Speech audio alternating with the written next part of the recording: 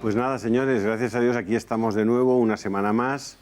Y bueno, una de mis normas favoritas que aprendí ya en mi época universitaria era: allí donde encuentres talento, ponte cerca. Ya saben lo del judío, ¿no?, que siempre decía que había que pedirle a Dios no que le diera, sino que le pusiera donde hubiera. En el caso del talento, a mí me parece más que necesario. Es decir, si encuentras a alguien con talento y con honradez intelectual, pégate a él, permanece cerca de él, porque algo bueno se te va a pegar sin duda alguna. Es el caso que nos ocupa. Ustedes recordarán que les presenté al doctor Francisco Kovacs hace, pues no sé si un año, doctor, pero como casi, en junio, ¿no? sí. Casi un año. Y en esa ocasión les prometí que le volveríamos a invitar a esta casa y le volveríamos a invitar a este programa. A mí se me hizo muy breve aquella entrevista, porque el doctor Kovacs ha demostrado a lo largo de su vida que es algo más que un médico o un ciudadano habitual. Es una persona que se dedica a pensar y a sacarle todo el beneficio posible a sus capacidades intelectuales y de trabajo. Doctor Kovacs, otra vez buenas noches, gracias por estar aquí. Muy buenas noches y gracias a usted por la invitación y por el preámbulo, ¿verdad? Se ha pasado usted un montón de meses fuera de España. Yendo y viniendo. Eso hace que cada vez que se vuelve se aprecia todavía más lo que se deja atrás, ¿verdad? ¿Qué aprecia usted más, cuando deja atrás España o cuando deja atrás los Estados Unidos de América? Cuando vuelvo a España. Yo suelo decir que cuando vuelvo al aeropuerto y veo un tricornio me siento en casa, ¿no? Yo tengo una gran devoción y admiración a la Guardia Civil, y el hecho de llegar y encontrar un tricornio, nada más llegar, pues es la mejor bienvenida que uno puede tener. Entonces, si le pasa a usted eso, ¿no debe ser usted nacionalista catalán, entonces? No, estoy demasiado racional. ¿Qué le parece cuando vuelve a este país y se encuentra el estado de división entre las personas que padecemos actualmente? Yo creo que los españoles no somos conscientes de lo mucho que tenemos. Es decir, las infraestructuras que tenemos en España son la envidia de Estados Unidos y, excuso decir, de los demás países europeos. Quien ha estado en una estación de trenes o en un aeropuerto norteamericano se da cuenta que sencillamente no hay color. Tenemos una sanidad pública instaurada hasta en el último rincón del país, con tantos hospitales como son necesarios, y hoy añadiría, y probablemente algunos demás que también hemos hecho. Tenemos un sistema educativo que, aunque manifiestamente mejorable en los contenidos, la estructura está ahí. Hay colegios en todos lados.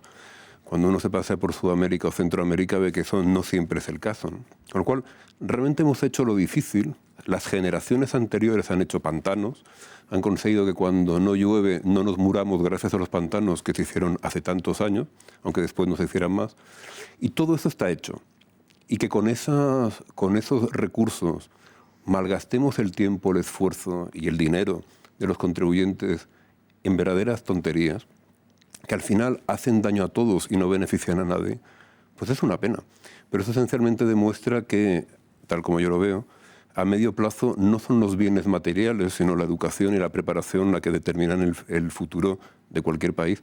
Lo que será España dentro de 30 años lo están decidiendo los niños que hoy en día están siendo educados, bien o mal, por sus familias y por los colegios. Y desde ese punto de vista, ¿cómo valora usted, que es un hombre viajado, lo que ahora defienden con tanto ahínco y llaman multiculturalismo? Mire, los médicos solemos intentar aplicar los tratamientos que funcionan y no aplicar aquellos que han demostrado ser contraproducentes o letales para los pacientes, ¿no? Yo creo que eso sería bueno hacerlo también en otros ámbitos. Yo no conozco ningún país en el que el multiculturalismo, tal como se entiende hoy en día aquí, haya tenido éxito. Si hay un país en el que el concepto de melting pot, es decir, todo el mundo junto para formar un nuevo país, ha sido esencial en su historia, son los Estados Unidos. Y ahí las prioridades están claras. Es decir, ahí tú no eres italiano cuando vives en Estados Unidos o español. Eres un norteamericano de origen o ascendencia italiana, y es estupendo que desde el punto de vista afectivo te sientas con una simpatía especial hacia los italianos, pero nadie, ni desde luego tú mismo, cuestiona que eres norteamericano.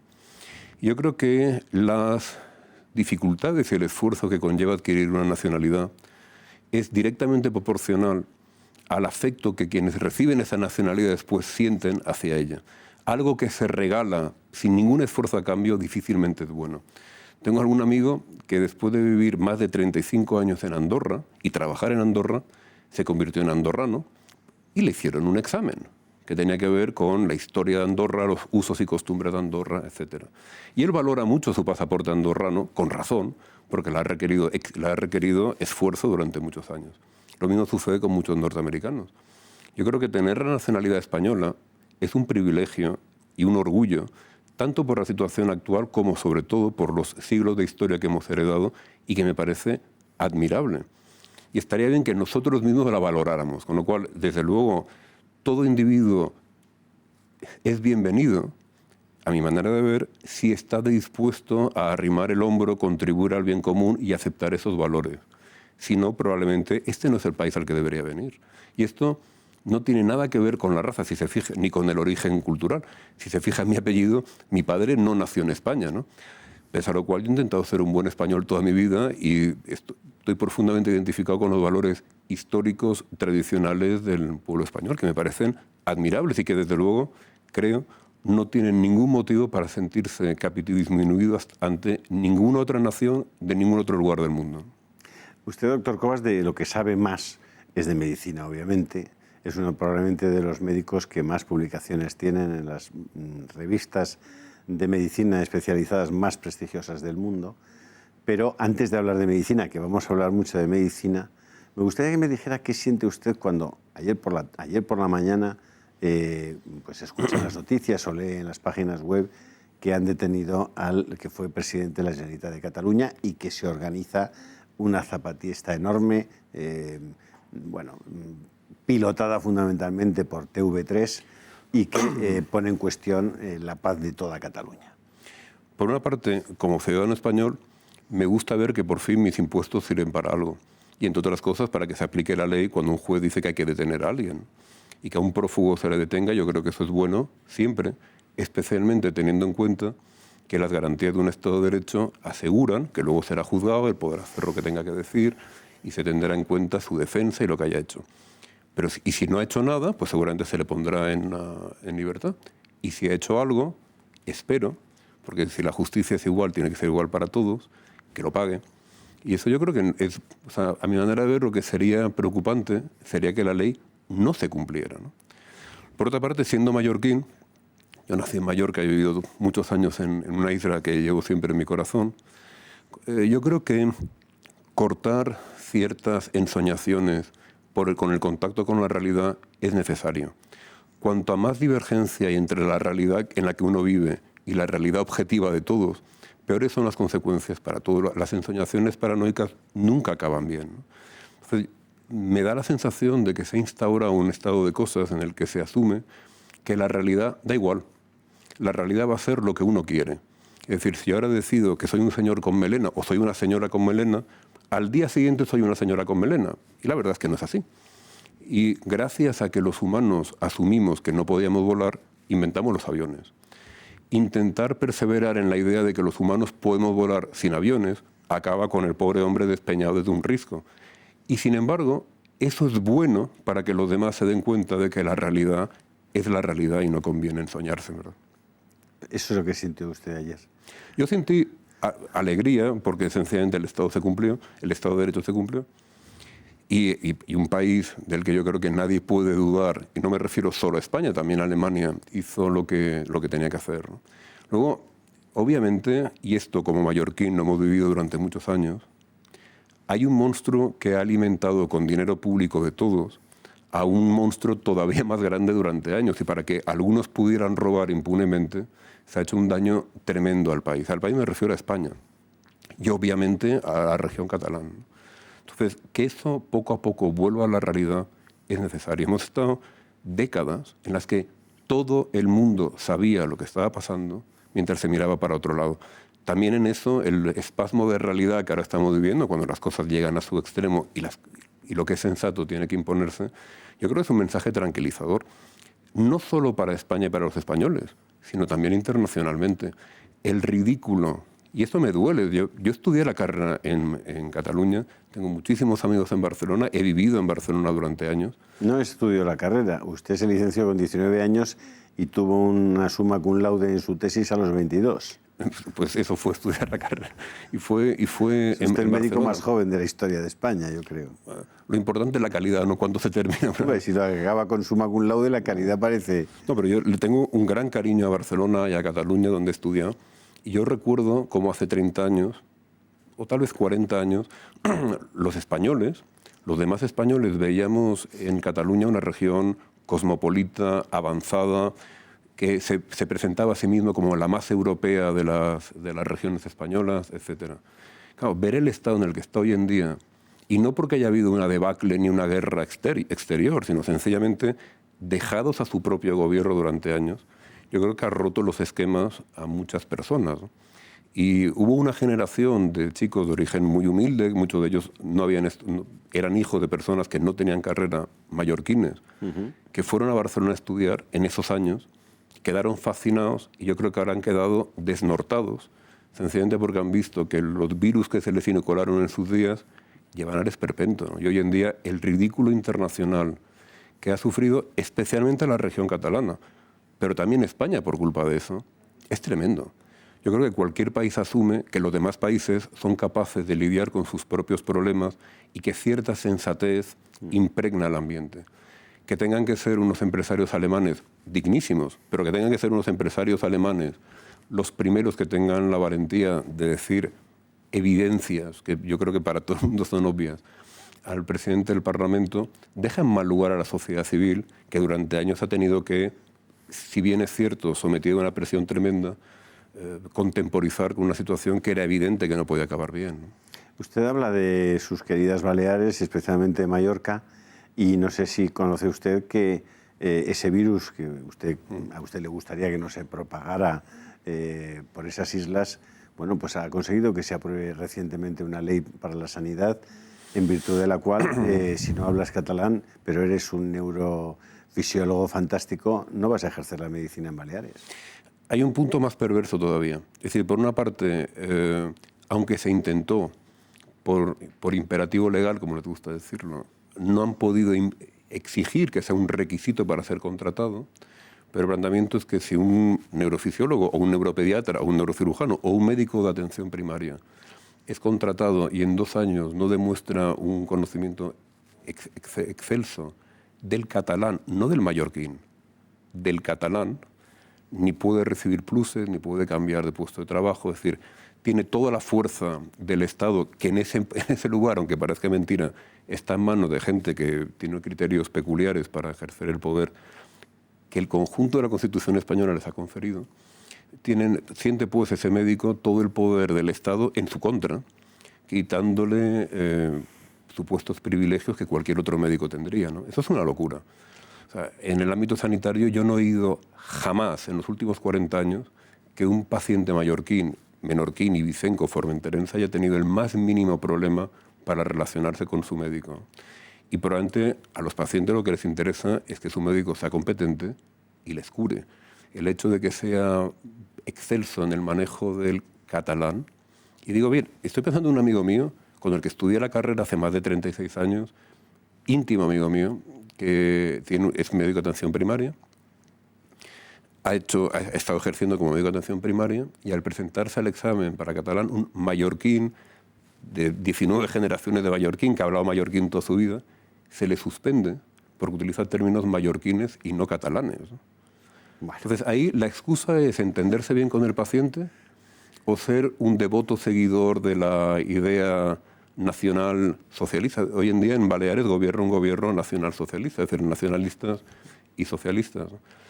Si el interés es si el objetivo es el interés del paciente, las cosas están mal encardinadas. Si el objetivo es otro, yo creo que todos deberíamos decir basta de una vez y defender la libertad. Yo personalmente en Baleares, y he pagado el precio, nunca he ocultado que a mi manera de ver lo que se llama la inmersión lingüística es la más cruel de las medidas que se puede adoptar con un niño al que se condena a la hora de la verdad a no tener más posible futuro el día de mañana que ser funcionario de la administración local, que es el único ámbito en el que ser catalán da una ventaja importante. Es decir, dicho de otra forma, si eso sigue así, el futuro de esa generación va a ser esencialmente ser pequeños funcionarios de la administración local y dejar la economía activa en manos de los extranjeros o de los españoles de otras comunidades que ahí se llaman forasteros, con cariño, pero para distinguirlo de los que han nacido en la isla, ¿no? Vamos a un minutico de publicidad. Estamos ahora mismo con ustedes.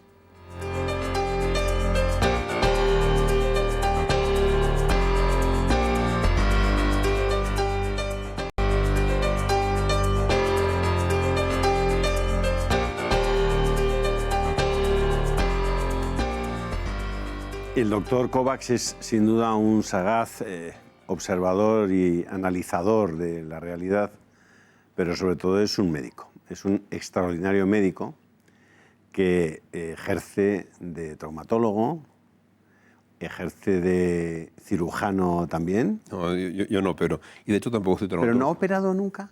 No. O sea, es un especialista en espalda. Correcto. No desde la traumatología, no, sino desde la neuro... No, yo empecé haciendo neuroanatomía. Pero esencialmente soy médico generalista, aunque desde un principio me especialicé en hacer investigación sobre espalda. Correcto. Con lo cual, hoy en día, después de 36 años haciendo investigación en el campo del cuello y la espalda, sí, he publicado mucho en ese campo y es el de mi especialidad. Pero eso no es traumatología. Eso no es traumatología. Explíquenoslo, sí, porque para un ignorante como yo... La traumatología en sí mismo, como hace referencia a los traumas. Hace referencia a los traumas físicos, ¿no? Correcto. Y la cirugía ortopédica hace referencia a la cirugía de huesos y articulaciones. Correcto. Entonces, la reumatología estudia esencialmente las articulaciones. La neurocirugía, la cirugía del sistema nervioso, lo cual también incluye la cirugía de la médula y la red nerviosa. Por otra parte, la medicina interna trata enfermedades sistémicas, algunas de las cuales afectan a la espalda. Y la medicina de atención primaria atiende al conjunto de los pacientes como primer paso. De tal manera que la espalda tradicionalmente ha sido una encrucijada de especialidades en las que, además de esas especialidades, han intervenido radiólogos, han intervenido neuroradiólogos, han intervenido psicólogos. Pero si usted estuviera en el Hospital de la Paz, en el Ramón y Cajal, ¿en qué unidad habría que buscarle? Pero, se lo diré de otra forma. Probablemente haya médicos especializados en espalda, tanto desde luego en traumatología, porque históricamente era de lo que había más, con lo cual el especialista que de referencia solía ser el traumatólogo o cirujano ortopédico, que es lo mismo. Desde luego también habrá neurocirujanos excelentes, rehabilitadores fantásticos especializados en espalda. Realmente es una subárea a la que se llega desde orígenes muy distintos. También históricamente se asumía que lo más relevante en la columna, porque era lo que se veía en una radiografía, eran los huesos. De ahí que históricamente los traumatólogos tuvieran el peso de esa especialidad. Eso cada año ha sido menos así. De hecho, hoy en día se asume, y las pruebas reflejan que de cada 100 pacientes que acuden a su médico por dolor de espalda, en uno de ellos el dolor se debe a algo ajeno a la espalda, sino a una enfermedad sistémica que se manifiesta en la espalda, como un cáncer o algún tipo de infección, etc. En 4 de ellos el dolor se debe a algo que se ha roto, es decir, algo en el que un hueso está estrangulando un nervio en una estenosis espinal, o un disco se ha roto y una hernia discal está comprimiendo una raíz nerviosa. Y esos son el 4% de los casos. Y el 95% restante de los casos, el dolor se debe al mal funcionamiento de las estructuras de la columna, esencialmente músculos, ligamentos, etc. De tal forma que no es tanto que haya algo roto, sino que algo no está funcionando bien. El problema es que muchas alteraciones que se observan en la columna de individuos perfectamente sanos y que por lo tanto también se observan en la columna de individuos perfectamente sanos con dolor de espalda, se han atribuido durante años y se ha asumido que eran causas de dolor cuando realmente son hallazgos irrelevantes. Incluso los hallazgos que pueden causar dolor y generar problemas en algunos casos, como la hernia discal o la estenosis espinal, se observan en un alto porcentaje de individuos sanos.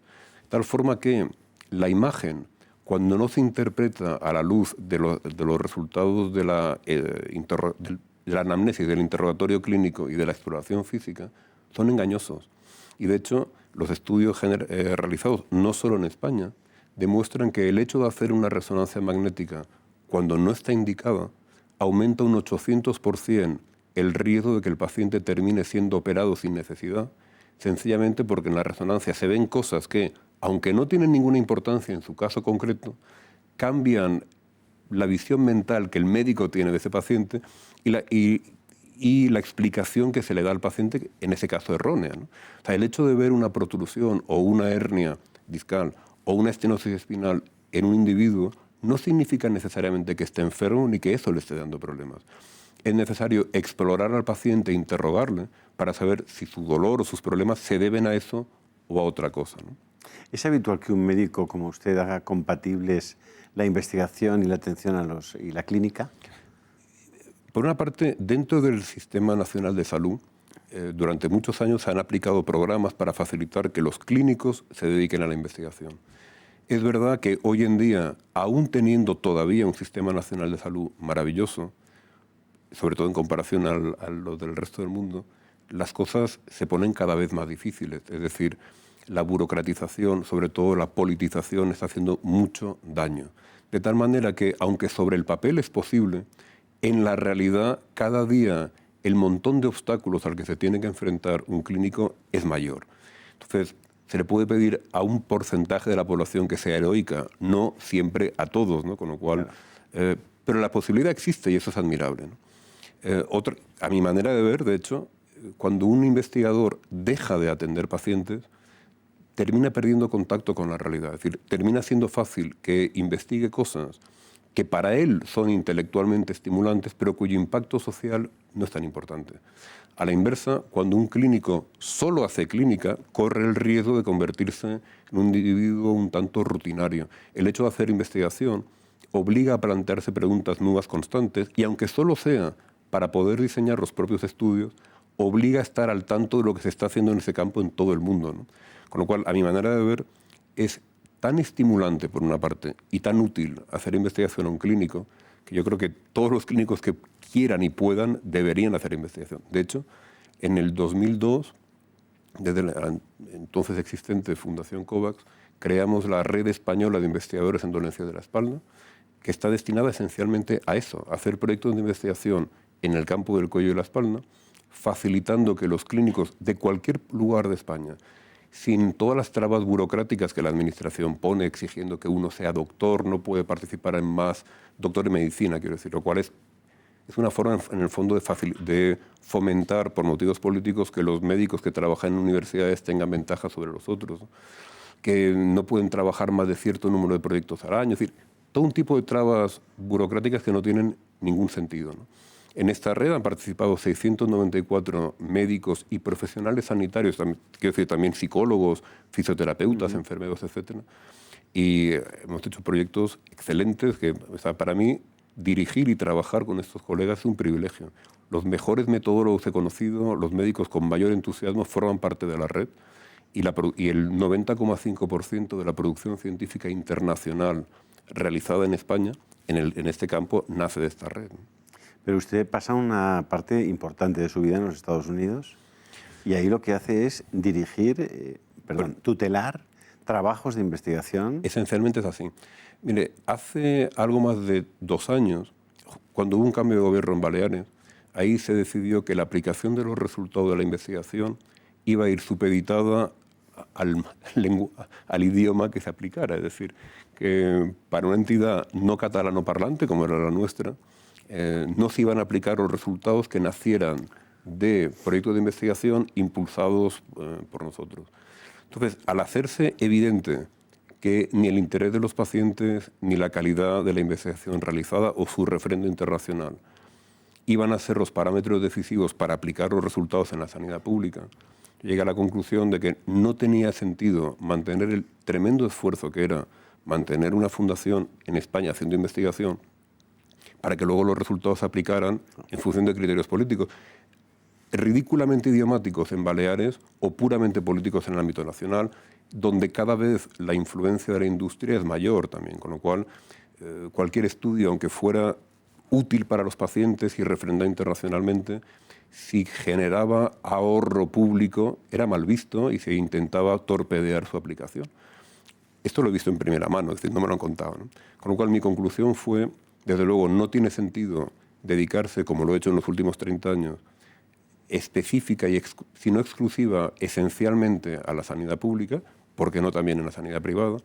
Y desde luego tampoco tiene sentido intentar hacer investigación, sobre todo en España, cuando realmente la cantidad de esfuerzo que hay que invertir es mucho mayor. De tal forma que hace aproximadamente 2 años, si bien sigo en España con el grupo HLA y la Fundación Asís haciendo investigación en España y siguiendo... Y tiene consulta abierta aquí en España. Totalmente, en Madrid y la red española de investigadores en dolencias de la espalda sigue activa y sigue con un gran número de proyectos, pero además de eso, 2 meses de cada trimestre estoy fuera de España, impulsando proyectos de investigación fuera, que esencialmente son proyectos de investigación que se me pide que o bien revise, por si metodológicamente hay algo que merezca la pena arreglar antes de hacerlo, tutele durante su desarrollo, o sencillamente influya en qué se merece la pena investigar y qué no en el campo en el que conozco, ¿no? Usted es reconocido mundialmente como uno de los mayores especialistas en los problemas de espalda, específicamente. Y, bueno, digamos que todos estos años se encontró con la enemiga, por así decir, con la falta de entendimiento, con la adversidad de algunos poderes públicos o políticos respecto a su fundación, a sus actividades como médico, como investigador. ¿Se produce eso exclusivamente en Baleares? ¿Es en España donde la Fundación COVAX tiene un...? Pero déjame decirle que yo en esto creo haber percibido una evolución en el tiempo. Es decir, en los años 80 y 90 había, o esa era mi percepción, un verdadero interés en hacer las cosas bien y que la investigación fuera sólida, fuera útil y en aplicar sus resultados, ¿no? De hecho, en el año 2002 se concertó con varios servicios de salud en Baleares, en Asturias, en Cataluña, en Madrid, en Murcia, etc., la aplicación de resultados de investigación previa que demostraron ahorrar millones de euros a la sanidad pública y además, y sobre todo, curar a pacientes que previamente carecían de tratamiento satisfactorio. Usted en ese momento, si me permite el paréntesis, era especialmente reconocido por su prevención hacia, digamos, el quirófano rápido. Bueno, esa es una forma... ¿O no? Es una forma para de un no resumirlo, especialista. Pero déjeme concretárselo. Aproximadamente de cada 100 pacientes con dolencias de la espalda, hay uno al que merece la pena operar. Y en ese no hay que cuestionar que hay que operarlo. Y luego, de hecho, hay un caso de cada 700.000 casos que tienen lo que se llama un síndrome de la cola de caballo, en el que la cirugía tiene que ser urgente. Y ese es el único caso en el que tiene que ser urgente. Con lo cual, para un paciente que no tiene un síndrome de la cola de caballo, si le intentan operar urgentemente, hay que explicar por qué, porque a mí en este momento no se me ocurre ningún motivo dentro del mundo de la espalda en el que sin un síndrome de la cola de caballo haya que operar urgentemente. Por otra parte, de los pacientes en los que hay signos de que tal vez haya que terminar operándolos, hay que terminar operando solo el 25%. Porque los otros se pueden curar con otros mecanismos. Es decir, incluso pacientes con hernias discales, en los que, viéndolos en un momento dado, hay criterios como para decir, si esto sigue así dentro de un tiempo, merecerá la pena operarlo, pero antes de que ese tiempo llegue, se le puede recuperar sin cirugía, con métodos no quirúrgicos, no invasivos, ¿no?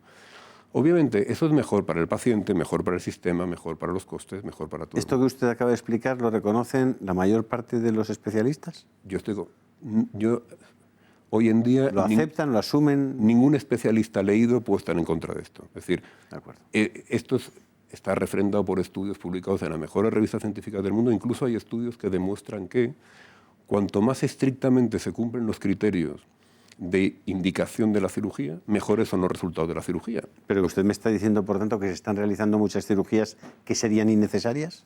Evidentemente.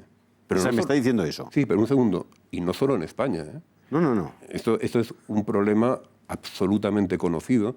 Déjeme ponerle un ejemplo sangrante, nunca mejor dicho. La fusión de vértebras lumbares, se llama la artrodesis lumbar, está indicada en algunos casos de fractura traumática, accidente de coche, en algunos casos de cáncer en el que hay que quitar un trozo de hueso, etc. Quitemos esas. Las otras, es decir, las que se hacen por dolor, jamás han demostrado ser eficaces, pero se hacen. De hecho, en el Reino Unido, para 65 millones de habitantes, cada año en el conjunto del país se hacen 1000 fijaciones de vértebras lumbares, incluyendo los casos por accidente, por cáncer, etc. En España, solo en los servicios públicos de traumatología, sin tener en cuenta lo que se hace en neurocirugía y lo que se hace en el ámbito privado, para 45 millones se hacen 21.000 operaciones. Algo no cuadra, ¿verdad? Pero una vez dicho esto, esto no nace de un estudio mío, eso nace del conjunto de la literatura científica internacional y de los datos que las propias autoridades publican. Es algo conocido. La cirugía es tremendamente eficaz en los casos en los que está indicada. La cirugía, obviamente, no está indicada en los casos en los que no está indicada. Pero una vez dicho esto, eso no significa que si yo mismo tuviera una hernia discal con criterios quirúrgicos, y excuso decir un síndrome de la cola de caballo, me haría operar inmediatamente, ¿no? En el segundo caso me haría operar inmediatamente. Realmente de las 4 hernias discales que he tenido en mi vida, porque tengo una vida físicamente muy activa, ninguna de ellas, una estuvo a punto, pero ninguna de ellas ha tenido criterios quirúrgicos, con lo cual obviamente no me he operado. Me parecería que sería un pésimo médico si aplicara un criterio distinto a mis pacientes que el que me aplico a mí mismo, ¿verdad? Pero, doctor Kovacs, en un mundo en el que tú vas con cualquier lesión a cualquier prácticamente hospital del mundo y el diagnóstico es, una vez hecho un diagnóstico, todo está protocolizado, es decir, que tú entras en tu esto de internet y dice, para esto hay que hacer esto, esto, esto y esto. Vale. ¿Cómo es posible que la diferencia de criterio en este asunto, específicamente de la espalda, haya una divergencia tan esencial, tan profunda? Primero, un protocolo vale tanto como el fundamento científico en el que se basa. Mire, en el año 99, hace ya años, la Comisión Europea identificó a los 54 investigadores con mayor producción científica en el mundo de la espalda, en Europa, y nos encargó que hiciéramos lo que se llama una guía de práctica clínica para el manejo del dolor lumbar. ¿En qué año? 1999. Tardamos 7 años. Pero ello consiste en coger todos los estudios que se han hecho en todo el mundo sobre todo lo que tenga que ver con dolor lumbar, analizarlo y luego resumirlo en algo operativo, es decir, en algo que pueda ser aplicable por un clínico al día siguiente. Y además, mientras tanto, hubo unas riadas en Alemania, con lo cual la financiación se detuvo durante unos meses y eso retrasó todavía más nuestro trabajo. Pero en todo caso, fueron 7 años de trabajo arduo con un grupo excelente. Se llegaron a unas conclusiones, se emitieron y no se han aplicado jamás. Porque el hecho de que se aplique algo, desgraciadamente, hoy en día, no depende de la solidez del fundamento científico, sino de la voluntad política o de la capacidad de instaurar incentivos no siempre enfocados al mejor interés del paciente, ¿no? Y la realidad es esa. Con lo cual, yo creo que es necesario que los investigadores sigamos haciendo estudios, al menos para definir cuál es el gold standard, es decir, qué es lo que se debería hacer. No hacer estudios significaría sustituir la investigación por marketing, que es una cosa que en distintos momentos la industria ha fomentado y los políticos han permitido, pero es suicida para los pacientes. Se cuenta que si un día tiene un problema, lo que le gustará será que le apliquen las medidas A, efectivas, y B, que en su caso concreto merecen la pena teniendo en cuenta los riesgos que suponen y sus perspectivas de evolución. No cuál ha sido el mecanismo por el cual a mi médico me han convencido de que había que hacerlo o a la autoridad de turno le han incentivado para que diga que sí o que no, ¿no? Yo creo que en el ámbito sanitario la injerencia política en la toma de decisiones técnicas aboca al desastre, ¿no? ¿Y la avaricia? También. Con un matiz, yo todavía puedo entender que quien hace incluso en el ámbito farmacológico, una compañía farmacológica que aporte un fármaco fantástico y que ahorra dinero, gane dinero con ello, me parece estupendo. Siempre y cuando sea razonable. Es decir, en el fondo lo que subyace es un concepto meritocrático. Si se lo ha ganado, que lo gane, pero, y aquí probablemente porque no soy economista sino médico, teniendo en cuenta que tiene que ser suficientemente accesible como para convertirse de verdad en un bien social. En el ámbito sanitario existen herramientas para cuantificar el impacto económico que tiene ese nuevo fármaco o ese nuevo producto, de forma que se puede utilizar para tener una idea de un precio razonable, ¿no? Estos mecanismos habitualmente no se aplican y, de hecho, el precio de un fármaco en un sitio o en otro no tiene nada que ver con su valor ni con su coste. tiene que ver con el máximo precio que se puede poner y la economía del país aguanta.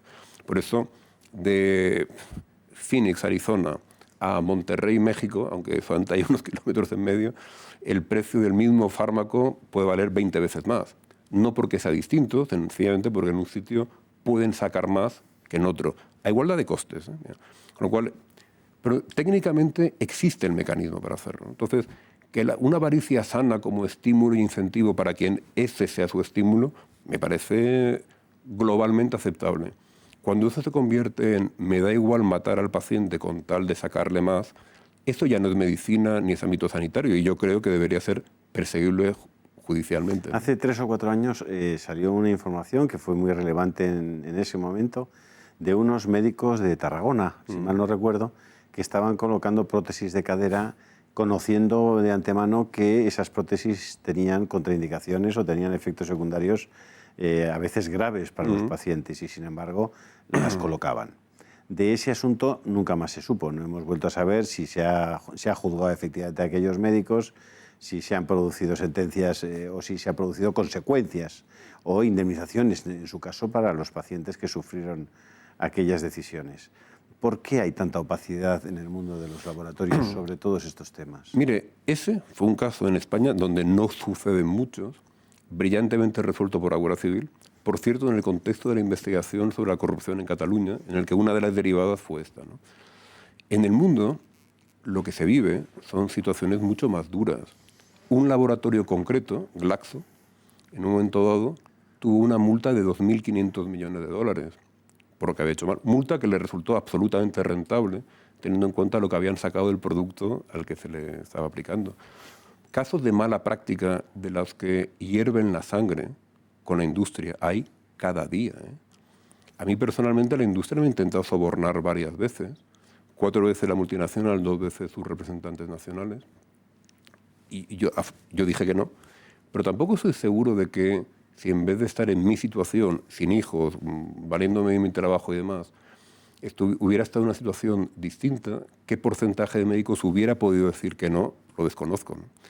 Por otra parte, yo he vivido casos directamente o a través de colegas o haciendo investigaciones que han demostrado la realidad que el laboratorio quería ocultar, en el que las peores prácticas que se puedan imaginar al final de una película de ciencia ficción son un juego de niños. Es decir, vender un producto sabiendo que mata y calculando en el precio de venta de hoy las demandas anticipadas por las muertes que me pondrán si el día de mañana me pillan.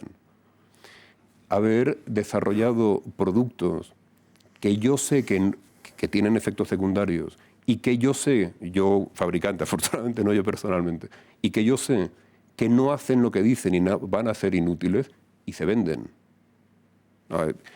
Es un mundo en el que, a mi manera de ver, las 2 herramientas claves para que esto cesara serían, en primer lugar, que las multas no hagan rentable la mala praxis y, en segundo lugar, que haya penas de cárcel.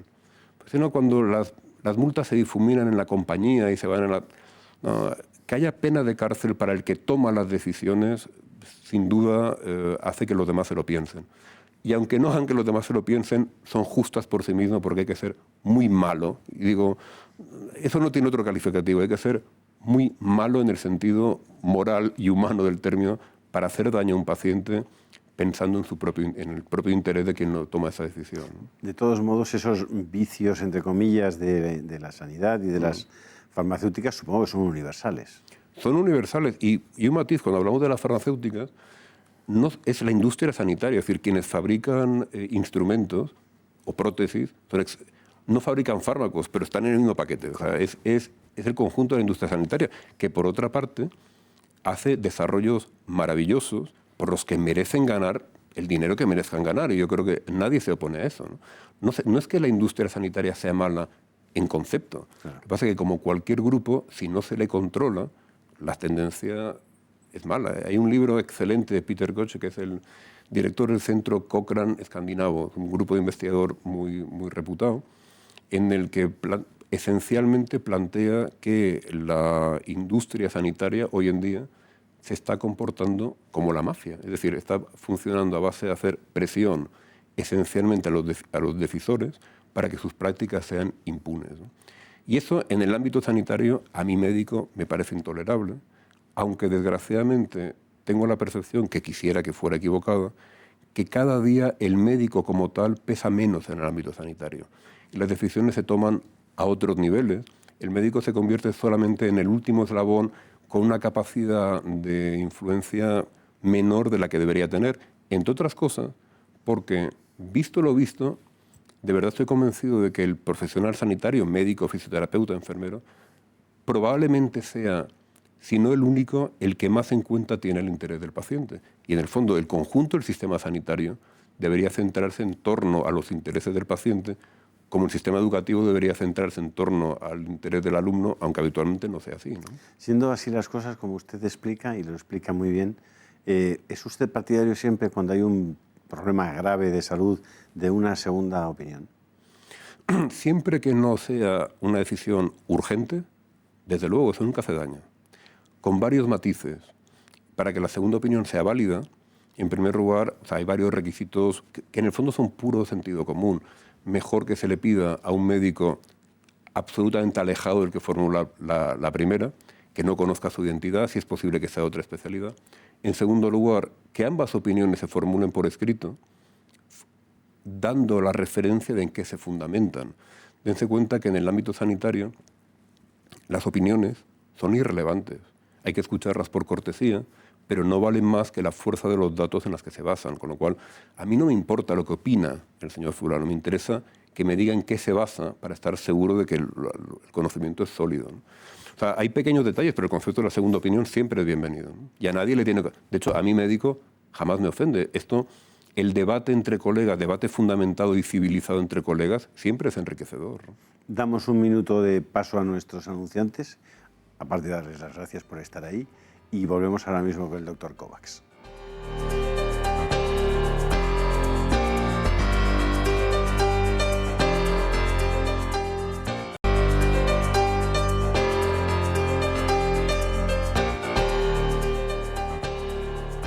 Ya saben ustedes que buscamos que este programa sea una oportunidad para pasar un rato agradable, pero sobre todo para aprender. Aprender en las experiencias de gente que, como dice el título de nuestro programa, han podido hacer cosas buenas por la sociedad que los rodea, por los demás, al final.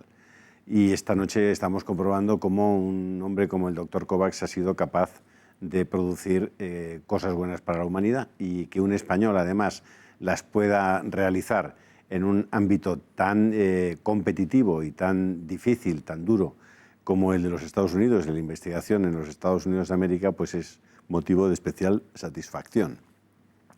Doctor Kovacs, usted, entre los estudios que ha realizado, a mí ha habido uno que me ha llamado especialmente la atención, porque no había reparado en ello simplemente, y eso me vuelve a decir mucho respecto a su capacidad de innovar y de pensar sobre su propio trabajo. Usted ha hecho un estudio muy importante sobre los problemas de espalda en los parapléjicos. ¿Cómo se le ocurrió eso? Pues mire, el mérito no fue mío, fue de los propios afectados. Yo durante muchos años asumí, yo creo que como muchos investigadores del mundo de la espalda, que una vez que una persona había quedado en una silla de ruedas, los investigadores en el campo de la espalda podíamos ya hacer poco por él, ¿no? Y fueron los propios afectados los que me sacaron de mi error cuando hace ahora 14 años se pusieron en contacto con la Red Española de Investigadores en Dolencias de la Espalda. En aquella época, de hecho, con la Fundación Kovacs, para explicarnos que era justo al revés, con el planteamiento de que para la población ambulante, cuando le duele la espalda, pues puede cambiar de postura, sentarse un rato, acostarse un rato y luego volver a su vida diaria. Y ellos me decían que cuando ellos ya asumen que tienen que ir en una silla de ruedas y hacer una vida normal y se enfrentan a todas las dificultades a las que se enfrentan con éxito, cuando el dolor de espalda les impide seguir en una silla de ruedas, no tiene más alternativa que volver a la cama. Y ahí es imposible tener una vida activa, laboral, personal o domésticamente, de tal manera que el impacto que tenía en su caso era enorme. Sinceramente, debo confesar que eso a mí me alegró, porque me dio la opción a pensar que tal vez podíamos ayudar a un grupo al que yo admiro profundamente, porque se enfrenta con éxito cada día a mayores dificultades que nosotros y las superan, y al que pensaba que no se podía ayudar. Lo que pasa que las dificultades técnicas eran enormes. Justamente porque no se había hecho ningún estudio en ese campo, es que se carecía incluso de los métodos de investigación necesarios para hacer el estudio. Por ejemplo, no existían métodos para evaluar de manera fiable en español el grado de actividad física de alguien que va en una silla de ruedas o la calidad de vida relacionada con salud de alguien que va en silla de ruedas, etc. ¿no? De tal manera que en aquel momento lo que se hizo fue, primero, la Fundación COVAX abrió una línea de crédito inmediata para hacer una investigación en este campo. Formamos un comité con los propios afectados porque no sabíamos nada de ese campo y obviamente nadie sabe más de lo que es vivir en una silla de ruedas que el propio interesado. Evidente. Y debo decir que trabajar con ellos ha sido un privilegio, un honor y un estímulo, ¿no? De hecho, han sido, para todos los investigadores que hemos participado en este estudio, han sido un ejemplo en muchas cosas.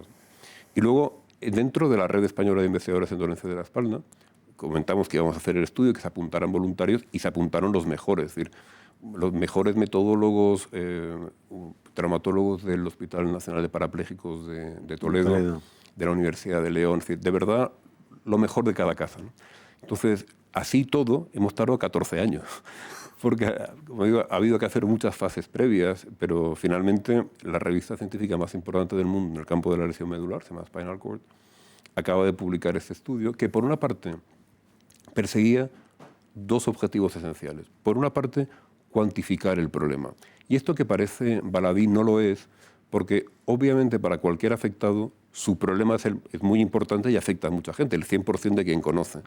Pero cuantificarlo da una idea de si realmente es un colectivo en el que esa es una necesidad importante o no. Y el resultado es que el 76% de los usuarios permanentes de sillas de ruedas tienen dolores de cuello o espalda, que es un porcentaje mayor que entre la población ambulante, con lo cual no es una percepción, es una realidad. Ese es un problema serio. En segundo lugar, se estudiaron 43 factores que entendíamos, tanto los afectados como los clínicos, como los investigadores, que tal vez pudieran aumentar el riesgo de que le doliera la espalda y por lo tanto serían los primeros candidatos en los que centrar medidas de prevención si realmente fueran así. De esos 43 factores que se han estudiado, que fueron todos los que se nos ocurrieron, más todos aquellos sobre los que había algún estudio previo que sugiriera que tal vez podía influir, han sobrevivido muchos menos, pero 3 de ellos son modificables. En primer lugar, de acuerdo con los resultados de este estudio, el hecho de usar una silla eléctrica en vez de manual reduce, o sea, se asocia a un menor riesgo de que le duele la espalda. El grosor del cojín que lleven en la silla de rueda se asocia también a un mayor o menor riesgo de que le duela especialmente el cuello. O sea, un mayor, ¿es mejor un mayor? De acuerdo con los resultados de esta fase, cuanto mayor es el grosor, menos riesgo de que haya dolor de cuello y espalda. Y en tercer lugar, el índice sagital. El índice sagital tiene que ver cuando hay una fractura a consecuencia de la cual el paciente se secciona la médula y queda parapléjico, que requiere cirugía. Conceptualmente consiste en intentar que la curva final que queda en la columna sea lo más parecida a la normal, a la fisiológica, a la que tenía antes de la operación. Cuanto más se consigue eso, mejor. Cuanto mayor curvatura hay, más probable es que le duele la espalda, ¿no? En el caso del índice sagital, ya hoy en día se intenta, cuando se opera un paciente en el que ha tenido un traumatismo dorsal, que sea lo más parecido posible a lo normal. Pero las otras medidas sí sugieren que se podría hacer algo al respecto, ¿no? Ahí lo sensato sería ahora realizar, y eso es lo que proponemos, de hecho, en el estudio, hacer estudios longitudinales, prospectivos, es decir, a partir de ahora determinar si el hecho de modificar el grosor o el tipo de silla eléctrica puede reducir tanto la prevalencia como la intensidad, como el impacto del dolor de espalda en ese colectivo concreto, ¿no? Y esperemos que así sea. La verdad es que mi teoría es que una investigación es inútil si sus resultados no se aplican, ¿no?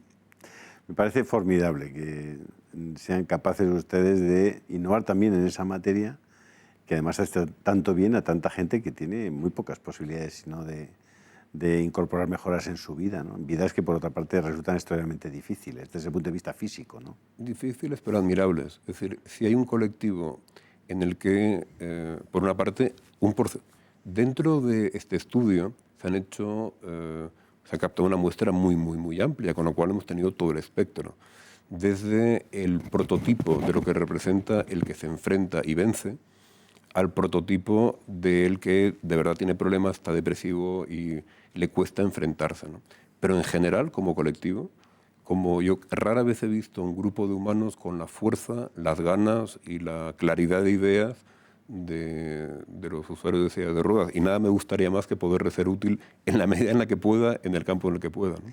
¿Cuántos ciudadanos tienen problemas a lo largo de su vida de espalda? ¿Qué porcentaje? ¿Es muy alto?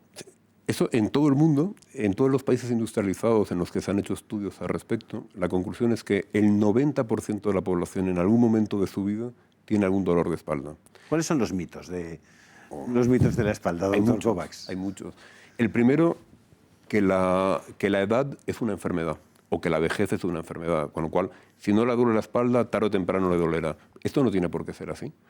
Hay estudios que demuestran que, si bien es cierto que cada año que pasa nuestros discos se van desgastando, de tal manera que entre vértebra y vértebra el espacio que va habiendo es menor y por eso somos más bajitos. Somos más bajitos. Eso no tiene por qué doler si el estado muscular es suficientemente bueno. Con lo cual, yo creo que el mensaje pesimista de, bueno, resígnese porque no hay nada que hacer, es falso. Todos los estudios apuntan que el desgaste del disco en sí mismo es irrelevante siempre y cuando haya suficiente musculatura como para compensar ese hecho, ¿no? De tal manera que hacer una radiografía a un individuo y decirle, uy, tiene usted la espalda como una señora de 80 años, primero, es innecesariamente insultante para una señora de 80 años. No por ser señora y 80 años es un ejemplo de las cosas malas, ¿no? Es fantástico y no tiene por qué doler. Y en segundo lugar, transmite todo lo negativo y erróneo a la vez, ¿no? Porque le da la sensación al paciente que está especialmente frágil y ha sido tocado por algún tipo de maldición divina. Eso da absolutamente igual. Por muy desgastado que tenga el disco intervertebral, si ya era importante que hiciera ejercicio con su disco perfectamente pletórico, todavía más importante es que lo haga en otra situación, ¿no? Por otra parte, otro mito es que hace falta hacer resonancias magnéticas para saber por qué le duele la espalda a un individuo. Eso es mentira. Lo que hace falta hacer es escucharle, es decir, interrogarle clínicamente y explorarle físicamente. Esto es lo fundamental. Solo de manera excepcional hace además falta hacer una resonancia magnética para comprobar el diagnóstico o descartar sospechas clínicas que pueda haber habido antes. Hacer una resonancia magnética a ciegas no solo es inútil, sino que es contraproducente para el paciente, ¿no? Otro mito, como hemos hablado antes, es que uno puede intentar unas cosas u otras, pero tarde o temprano solo la cirugía va a curar las hernias discales o las dolencias de la espalda. Esto es falso. Excepto en los casos en los que hay un síndrome de la cola de caballo en el que es urgente operar, esencialmente porque si no la probabilidad de que se recuperen algunos de los déficits que el síndrome de la cola de caballo genera, especialmente en términos de pérdida del control de los esfínteres urinarios, es más bajo, con lo cual merece la pena operar. Fuera de eso, urgente no hay nada. Y de hecho, cuando se han hecho ensayos clínicos sobre cirugía, en el caso de la hernia discal, se ha visto que al año, 2 años y 4 años, los pacientes operados y no operados están igual de bien. La única diferencia es que la cirugía sirve específicamente en los pacientes en los que el dolor irradiado a la pierna es muy intenso después de 6 semanas de dolor. En ese caso concreto, la cirugía acorta la duración del dolor de la pierna, no del dolor de la espalda, ni influye en el estado final del dolor de la pierna, pero sencillamente hace que el paciente sufra menos, con lo cual tiene todo sentido hacerlo. Hay muchos mitos sobre no me resisto a uno, es la escoliosis, ¿no? Es decir, la escoliosis durante muchos años se ha visto como una enfermedad tremenda que deformaba a las niñas, también a los niños, pero sobre todo las de mayor grado se ven sobre todo en niñas, etc. Hoy en día los estudios realizados demuestran que con 50 años de seguimiento, las niñas con y sin escoliosis, o con escoliosis operadas o no operadas, viven exactamente la misma vida sin más limitación que la que nosotros adultos en su día les inducimos, ¿no? Doctor Kovacs, se ha hecho muy corto esto. Muchas gracias. No sé, ya no le puedo pedir una tercera vez, pero bueno, lo intentaré. ¿Usted atiende a pacientes en Madrid? Sí. ¿Y va a estar por aquí? ¿Está por aquí? Hay que pedir con muchos meses de antelación. Por definición, un mes de cada trimestre estoy en el Hospital Universitario de Moncloa y seguir estando. Y cuando no estoy yo, hay colegas absolutamente competentes, capaces de resolver. Yo voy a pedir ya ahora, me ha dejado usted con... Porque yo soy uno de esos ciudadanos que una vez en mi vida llevo muchísimos años desde que jugaba al frontón con problemas de espalda. Así que me ha puesto usted los dientes largos, porque desde luego no soy de los que crean o que busquen la cirugía como una solución, ¿no? Pues déjeme decir una cosa, si le duele la espalda, merece la pena resolverlo. Si no le duele la espalda, lo que suelo recomendar es que haga mucho ejercicio y se mantenga alejado de los médicos, porque si buscamos, algo encontraremos. Pero si tiene problemas, merece la pena resolverlos para que después se pueda olvidar de nosotros. Ya que me da usted un consejo de mantenerme alejado de los médicos, yo le daré a usted otro, manténgase alejado de los medios. Estaré encantado también. Muchas gracias. Ha sido un placer, doctor Cobas. Muchísimas gracias por estar con nosotros. Gracias es a un usted. honor tenerle aquí y le tenemos un enorme afecto y mucha admiración. Pues es recíproca. Muchas gracias. Y a todos ustedes, pues este es un programa para aprender. Yo he aprendido un montón y estoy convencido de que ustedes también han pasado un buen rato y han aprendido con este hombre que tiene tantas y tantas cosas que contarnos y tan buenas. Muchas gracias. Hasta la semana que viene, si Dios quiere.